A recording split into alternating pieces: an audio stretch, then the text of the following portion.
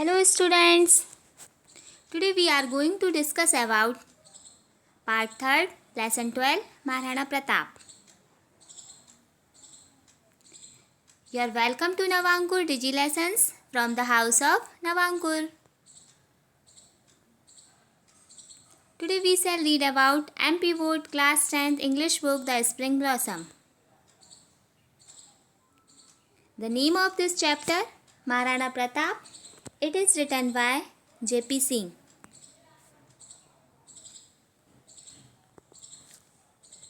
तो स्टूडेंट्स हम पढ़ रहे हैं पार्ट 3rd.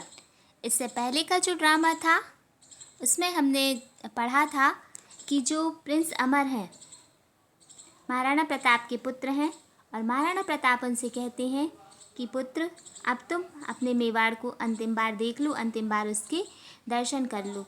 और वे दोनों अरावली पर्वत की तलहटी में जाकर डेरा डालते हैं. उनके साथ उनके कुछ विश्वसनीय मित्र भी होते हैं, राव सक्ता, रावत कृष्णा. और तभी भामाशाह जो कि इन विपरीत परिस्थितियों में उनसे मिलने आते हैं तीर्थयात्री के वेश में. तो भामाशाह कौन है? मुख्यमंत्री है महाराणा प्रताप के और प्रमुख सलाहकार भी थे. तो भामाशाह उनसे मिलने क्यों आते हैं इसका वर्णन इस चैप्टर में किया गया है. तो आइए हम पढ़ते हैं. Pratap Singh, really, why not the gold? No stand has ever touched your honor, my good Bhamasa. But what of this? I am glad to feel there's one my conflict has not ruined. So go you may and take your Rana's blessing, even if he calls himself so for the last time.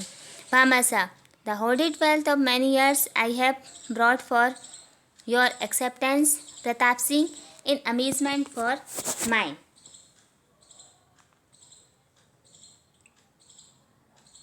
तो प्रताप सिंह बहुत ही थके में valley मतलब बहुत ही थके अंदाज में और निराशा में कहते हैं, सोना क्यों नहीं मेरे अच्छे भामाशाह, तुम्हारे सम्मान तुम्हारी प्रतिष्ठा पर कभी कोई दाग नहीं लगा. मतलब तुमने हमेशा ईमानदारी से ही तुम्हारा धन कमाया है.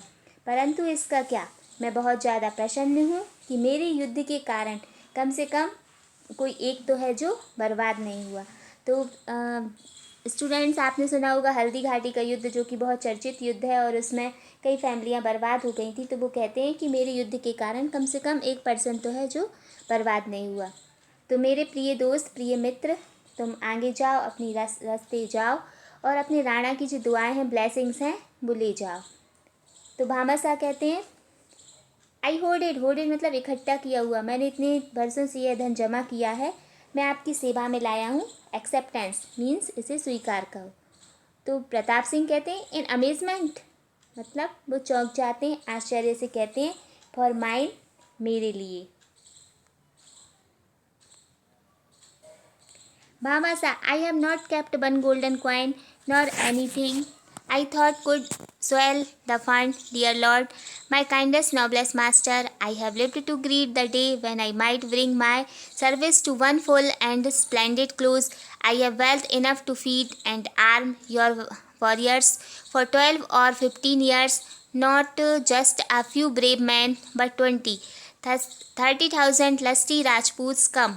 House that for acquires we will soon show him and him Mughals too.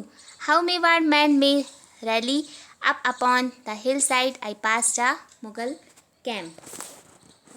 तो भामाशाह उनसे कहते हैं कि मैंने एक भी सोने का सिक्का, एक भी गोल्डन कॉइन अपने पास नहीं रखा और ऐसी कोई भी चीज़ अपने पास नहीं रखी है कि जो मेरी संपत्ति में वृद्धि कर सकती थी. तो मेरे स्वामी, मेरे प्रिय स्वामी, मेरे दयालु स्वामी, मैं इसी दिन के लिए जिया था कि मैं कब यह धन आपकी सेवा में लगा सकूं. मेरे पास इतना धन है कि मैं आपके सैनिकों के लिए कम से कम 12 से 15 वर्षों तक भोजन व हथियारों की व्यवस्था कर सकता हूँ. और सिर्फ मुट्ठी भर वीर पुरुष नहीं बल्कि पूरे 20,000 या 30,000 हष्टपुष्ट राजपूतों के लिए. कहिए कैसा रहेगा यह अकबर के लिए. हम बहुत जल्दी उसे दिखा देंगे कि मुगलों को भी कि मेवाड़ के लोग कैसे वापसी करते हैं युद्ध में. जबकि अभी वो लोग क्या सोच रहे होंगे कि आप डरकर इस रेगिस्तान में भटक रहे होंगे. और हम वहाँ पर्वत के किनारे हम एक मुग़ल के डेरे के पास से भी गुजर चुके हैं. मतलब अकबर के जो सैनिक हैं वो चप्पे चप्पे पर महाराणा प्रताप को ढूंढ रहे हैं, जगह जगह उनकी सेना लगी हुई है महाराणा प्रताप को ढूंढने के लिए। और अकबर ने यह घोषणा भी की है कि महाराणा प्रताप को जिंदा पकड़ के लाना है उनके सामने। तो ऐसी स्थितियों में भी भामाशाह कैसे उन तक पहुँचे।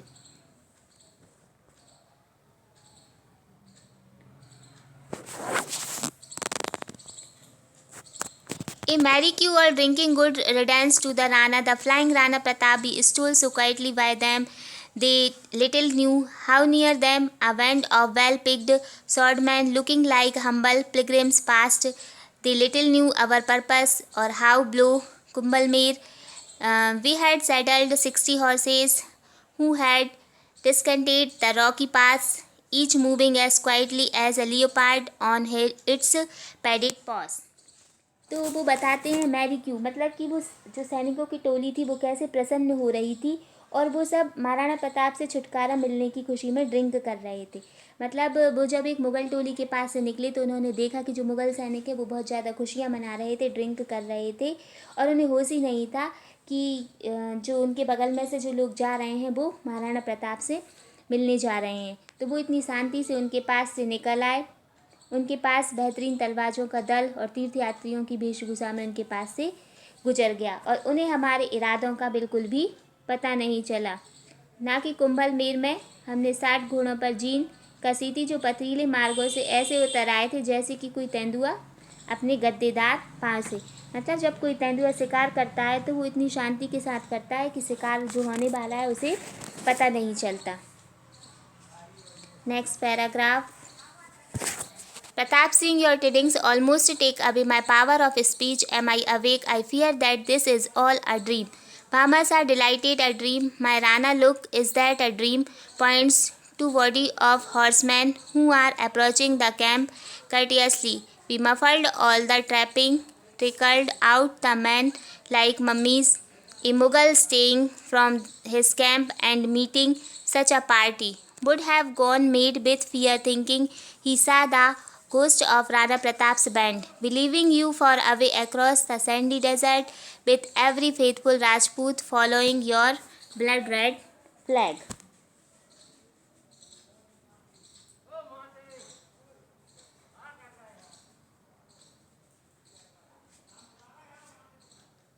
तो प्रताप सिंह कहते योर टिडिंग्स, मतलब तुम बहुत जो तुमने जो सूचना दी है, इतनी अच्छी गुड न्यूज़ दी है, उसने मेरी बोलने की शक्ति छीन ली है। Power of speech. Am I awake, क्या मैं जागृत अवस्था में हूँ या फिर कोई सपना देख रहा हूँ। तो भामाशाह खुशी से कहते हैं कि यह सपना नहीं है महाराणा प्रताप, देखिए क्या यह सपना है। घुड़सवारों का जो एक दल है उसकी तरह इशारा करते हुए वो बताते हैं कि यह दल बहुत ही सावधानी पूर्वक आपकी तरफ आ रहा है। हमने घोड़ों की झूलों को लपेट दिया था। घुड़सवार ऐसी वेशभूषा में थे मानो कफन में लिपटे मुर्दे। अपने डेरे से भटककर आया हुआ कोई मुग़ल सैनिक का सामना यदि ऐसे दल से हो जाता तो वह यह सोचकर पागल हो जाता कि उसने राणा प्रताप के दल के भूत देखे हैं, क्योंकि वे यही मानते हैं कि आप इस रेतीली रेगिस्तान के पार जा चुके हैं और आपने सभी निष्ठावान राजपूत अनुयायियों के साथ अपने खूनी लाल झंडे के पीछे। मतलब जो अकबर के सैनिक हैं वो यही समझ रहे हैं कि आप हार मान चुके हैं और कहीं रेगिस्तान में भटक रहे होंगे। तो जो घुड़सवार हैं वो कैसे निकल के आए हैं, उनको मिट्टी से पूरा पोत दिया गया है और रात में इस तरह से काले चेहरे जब किसी को भी दिखाई देंगे तो वो यही सोचेगा कि जो राणा प्रताप है उनके दल के भूत हैं, सैनिकों के भूत हैं। Pratap Singh, and you brave Bhamashah came all unarmed to bring me joy. The like I have not felt since the grand day when held as Mewar ruler led the hunt. और तो फिर महाराणा प्रताप कहते हैं कि और तुम कैसे आ गए, तुम निहत्थे ही आ गए, ना तुम्हारे पास तलवार है ना कुछ और है, तुम ऐसे कैसे आ गए उन सैनिकों के सामने से निकल कर। यदि हमला हो जाता तो तुम्हारा क्या होता, तुम इस तरह कैसे आ गए। तो भामाशाह क्या कहते हैं, That was a day I would do not prize my valor quite so highly beneath my pilgrim's robe. I wear light mail, my sword lies snug inside once. In the days of Sanga, that sort of service. I have never drawn it since, but spent my life toiling for this great moment. Pratap Singh, if good days come and the Sisodias plant once again the emblem of the sun about Chittor, your family shall be still further honored. I hail you, Bhamasa, as savior of Mewar. तो जो भामाशाह हैं वो बताते हैं कि एक दिन था, वो भी दिन था, परंतु मेरी वीरता को इतना ज़्यादा ना आंकिए। मैं अपनी तीर्थयात्री के भेष में अंग वस्त्रों के नीचे तलवार लेकर आया हूँ। एक बार महाराणा सांगा के दिनों में मैंने उस तलवार का प्रयोग भी किया था। तब से आज तक मैंने यह तलवार नहीं निकाली और इस महान क्षण के लिए इंतजार करता रहा। तो प्रताप सिंह कहते हैं, यदि अच्छे दिन वापस आते हैं, if good days come and the Sisodias plant once again the emblem, और अगर सिसोदिया लोगों का चित्तौड़ पर पुनः राज्य स्थापित होता है तो आपके परिवार का नाम और भी अधिक सम्मान से लिया जाएगा। मैं आपको मेवाड़ को बचाने वाले के रूप में नमन करता हूँ, द सेवियर ऑफ मेवाड़। ये एक इम्पॉर्टेंट क्वेश्चन है कि why are Bhamashah called the saviour of Mewar. Bhamashah, very simply, I love you, Maharana ji, you and all your race. I ask for no reward, but still to serve you. The moon is rising. What a night to take the Mughal outpost unawares and then press on to the Dawer. Shahbaz Khan himself is making merry, thinking you are toiling across the desert with your face turned towards forgetfulness. तो भामाशाह बहुत ही साधारण तरीके से कहते हैं और कहते हैं कि मैं आपसे बहुत ज़्यादा प्रेम करता हूँ महाराणा जी, आपको और आपके संपूर्ण वंश को। मुझे किसी पुरस्कार की इच्छा नहीं है कि मैं केवल आपकी सेवा करना चाहता हूँ। चाँद निकलने वाला है, कितनी अच्छी रात है। मुगलों की सीमांत चौकी पर हमला करते हैं और फिर डाबेर की तरफ कूच करते हैं। शाहबाज खां खुद आनंद लेने में लगा है, यह सोचकर कि आप अभी रेगिस्तान में भटक रहे होंगे और यहाँ के बारे में भूलने लगे होंगे। Pratap Singh, you are a counselor as golden as the money you give so freely for our country. I feel my sword like some live thing pricking me on to action. Come, let us rejoin the chiefs. This is grand news for them. He moves towards the camp where Rao Sakta and Prince Amar are waiting anxiously for news of the interview. Bhamasa follows the Rana, still midful of his royal rank. But Pratap Singh waits for him and taking him by the arm leads him to Prince Amar. My son, salute the noblest man that ever Mewar reared. तो प्रताप सिंह कहते हैं कि आप ऐसे मंत्री हैं जो उसी स्वर्ण के समान हैं जो आप अपनी उदारता से हमारे लिए दे रहे हैं। बेनोवलेंट मीन्स होता है उदारता से, कि आप इतनी हमें दे रहे हैं, उसी स्वर्ण के समान है। और मुझे ऐसा महसूस हो रहा है कि मेरी तलवार कोई जीवित चीज़ है जो मुझे युद्ध के लिए प्रेरित कर रही है। आइए बाकी हम लोगों के पास चलते हैं और उन्हें बताते हैं कि यह उनके लिए कितनी अच्छी खबर है। तो महाराणा प्रताप अपने डेरे की तरफ बढ़ते हैं जहां राव सक्ता राजकुमार अमर बड़ी बेसब्री से उनका इंतजार कर रहे हैं कि राणा और भामाशाह के बीच क्या बातें हो रही हैं। भामाशाह पीछे पीछे चलते हैं और अपने पद की गरिमा के अनुकूल व्यवहार करते हुए प्रताप सिंह उनके लिए इंतजार करते हैं। फिर उनकी बाह में हाथ डालकर अपने पुत्र राजकुमार अमर के सामने ले जाते हैं और उनसे मिलवाते हैं कि यह मेरे पुत्र देखो, यह धरती पर जन्मे सबसे श्रेष्ठ सबसे महान व्यक्ति है, उन्हें नमन करो। Prince Amar, puzzled but willing to believe his father, my thanks and greetings, Bhamasa, Rao Sakta and mine. If it was you mounted the 60 horsemen, you have joined us, Bhamasa, and 60 more for every mile between this camp and Dawer.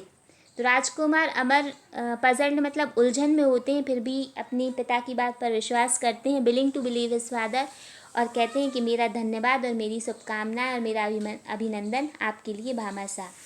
तो राव सक्ता कहते हैं और मेरा भी, यदि वे आप ही हैं जो इन 60 घुड़सवारों को लाए हैं जो अभी अभी हमारे दल में शामिल हुए हैं। और भामाशाह क्या कहते हैं, और यहाँ से दावेर तक हर मील पर आपको 60 सैनिक मिलेंगे।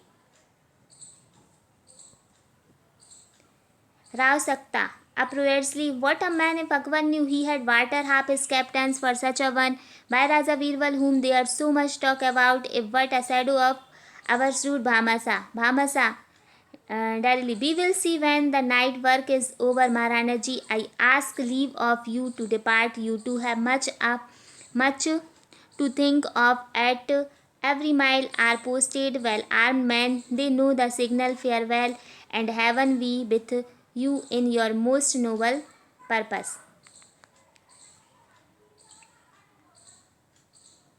तो राव सकता लगभग अप्रोवर्ड सी मतलब होता है खुशी से वो चीख ही जाता है, बहुत खुश हो जाता है और कहते हैं क्या व्यक्ति हैं भामाशाह, मतलब है भामाशाह की तारीफ करता है और कहता है क्या व्यक्ति हैं। यदि अकबर जानता तो भाई अपने आधे कैप्टन के बदले में राजा के बदले में भामाशाह को ले लेता।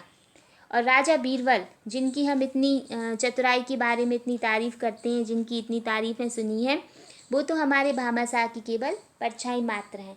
तो जो राव सकता है बहुत ज़्यादा खुश हो जाता है और मतलब उसे लगता है कि कैसे भामाशाह 60 सैनिकों के साथ महाराणा प्रताप के पास इतना धन लेकर और वो सैनिकों के साथ लेकर हथियारों को लेकर उनके पास आ गए, जबकि अब अकबर के सैनिक हर जगह मौजूद हैं और उन्हें ही ढूंढ रहे हैं, जगह जगह पर सैनिक ढूंढने के लिए लगे हुए हैं। तो यह एक उनकी चतुराई भी है जो इस तरह वो महाराणा प्रताप के पास आ जाते हैं। तो वो कहता है कि जो राजा बीरबल हैं वो तो केवल परछाई मात्र हैं किसकी, भामाशाह की, और असली जो चतुर हैं वो तो कौन है, भामाशाह हैं। तो भामाशाह भी डायरेक्टली मतलब सरलता से कहते हैं कि जब इस रात को काम हो जाएगा महाराणा जी मैं आपसे विदा लेता हूँ। वो कहते हैं इस रात का काम तो हो जाएगा और मैं आपसे विदा लेता हूँ और आपको भी बहुत कुछ सोच विचार करना है। You too have much to think at every mile are posted. हर मील पर शस्त्र सज्जित लोग हैं, वे संकेत जानते हैं। अलविदा, आपके महान उद्देश्य में भगवान आपके साथ हैं। तो इस तरह वो कहते हैं और वो निकल जाते हैं। With a fresh prostration, Bhamasa takes leave of the Rana and collecting his innocent looking guard returns the way he has come. As he passes the 60 horsemen, there is a clash of steel and 60 swords flash out in the moonlight. Bhamasa raised his hand as if blessing the sword and then moves into the shadow of the rocks that overhang the mountain track and is lost to sight. और पुनः दंडवत प्रणाम कर। Prostration मतलब होता है दंडवत प्रणाम करना। भामाशाह राणा से विदाई लेते हैं और अपने भोले भाले दिखते हुए इनोसेंट अंगरक्षकों को एकत्र कर जिस रास्ते से वो आए थे वहाँ चले जाते हैं। जब वे गुजरते हैं तो लोहे की रगड़ के साथ 60 तलवारें चंद्र प्रकाश में निकल आती हैं। चंद्रमा के उजालों में वो 60 तलवारें वो लोग ऊपर उठाते हैं और मानो कि तलवारों को आशीष दे रहे हों, और फिर चट्टानों की छाया में जो पर्वतों के रास्ते को अंधेरे से ढके हैं उसकी ओर चलते हैं और अदृश्य हो जाते हैं। तो यह ड्रामा इस तरह कंप्लीट हो जाता है। तो हमने इस चैप्टर में पढ़ा है कि किस तरह भामाशाह अपना पूरा धन महाराणा प्रताप को दे देते हैं उनकी सेवा के लिए, उनकी राज्य की रक्षा के लिए। तो इस चैप्टर में भामाशाह को द सेवियर ऑफ मेवाड़ कहा जाता है। और महाराणा प्रताप को तो हम जानते ही हैं। महाराणा प्रताप अपने शौर्य व पराक्रम के लिए जाने जाते हैं। महाराणा प्रताप एक ऐसा नाम है जिनकी कहानियों से इतिहास के पन्ने भरे हुए हैं। उन्होंने हल्दी घाटी में मुग़ल सैनिकों को नाको चने चब्बा दिए थे। इस युद्ध में उन्होंने अपनी छोटी सी सेना के साथ युद्ध लड़ा था। और जब वह युद्ध हारे तो नहीं थे, जब वह युद्ध छोड़कर आ गए थे तो जंगल में रहे थे, अरावली पर्वत की तलहटी में रहे थे। तो उन्होंने प्रतिज्ञा ली थी कि जब तक मैं पूरा मेवाड़ अपना राज्य हासिल नहीं कर लेता तब तक मैं कोई भी राज की सुविधाओं को ग्रहण नहीं करूँगा। तो वो कोई भी राज की सुविधा ग्रहण नहीं करते थे, जैसे कि बिस्तर पर नहीं सोते थे, कोई भी शाही खाना शाही भोजन नहीं खाते थे, और कोई भी चिकित्सीय सुविधा जो कि एक राज परिवार के सदस्यों को मिलती है वो नहीं लेते थे। तो उनकी कुछ प्रतिज्ञाओं की वजह से ही उनकी मृत्यु हुई थी। और उन्होंने जो घास की रोटी खाने की कहानी तो उनकी बहुत ज़्यादा चर्चित है। जबकि भामाशाह के पास इतना धन था कि वो एक राजा की तरह अपना जीवन व्यतीत कर सकते थे, लेकिन उन्होंने इस तरह की प्रतिज्ञा ली थी कि वो कोई भी राज की सुविधाओं को ग्रहण नहीं करेंगे। और उनकी कई प्रतिज्ञाएं जो हम पढ़ते हैं, जैसे उनके पास हमेशा 2 तलवारें होती थीं और वो 2 तलवारें इसलिए रखते थे कि यदि कोई भी उनके पास निहत्था शत्रु हो तो वो एक तलवार उसे दे देते थे, फिर युद्ध लड़ते थे, उस पर इस तरीके से बात नहीं करते थे। उनका जो भाला था वो लगभग 81 किलो का था और 72 किलो का वो कवच पहनते थे। महाराणा प्रताप के जो हथियार थे वो इतिहास के सबसे भारी हथियारों में से एक थे। तो इस तरह महाराणा प्रताप अपने शौर्य व पराक्रम के लिए जाने जाते हैं। उनका नाम लेते ही हमारे अंदर भी देशभक्ति की भावना जागृत हो जाती है। तो इस तरह के वीरों को हमारा प्रणाम है। तो ये चैप्टर आपका कंप्लीट होता है। I hope you have understand well.